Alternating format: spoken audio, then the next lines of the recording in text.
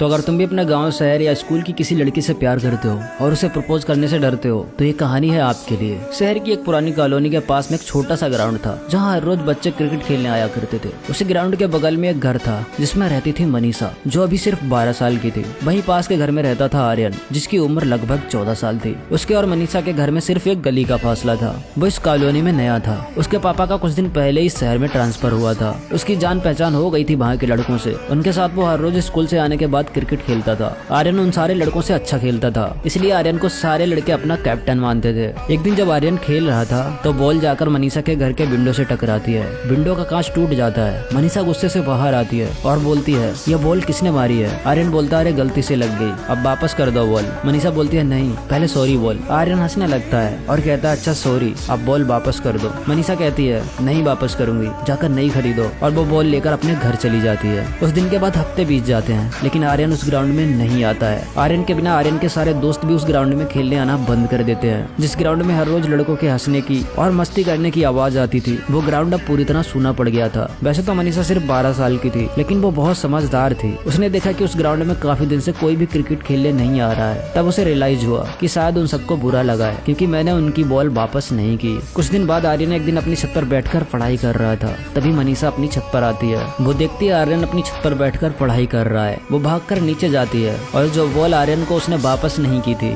उस बॉल को उठाकर जल्दी से ऊपर आती है और उस बॉल के ऊपर मारकर पेन से बड़ा सा सॉरी लिखती है और फिर आर्यन की छत पर उसे फेंक देती है। बॉल आर्यन के पास जाकर गिरती है। आर्यन बॉल उठाता है तो देखता है उस पर बड़ा सा सॉरी लिखा है। फिर वो पीछे मुड़कर देखता है तो उसे दिखाई देता है मनीषा अपने दोनों कान पकड़कर उठक बैठक कर रही थी और धीरे धीरे बोल रही थी, सॉरी, मुझे माफ कर दो। आर्यन को मनीषा की याद बहुत पसंद आती है। आर्यन मनीषा को देखकर हंसने लगता है तो मनीषा शर्माकर नीचे भाग जाती है और फिर यहीं से स्टार्ट होती है मनीषा और आर्यन की कहानी।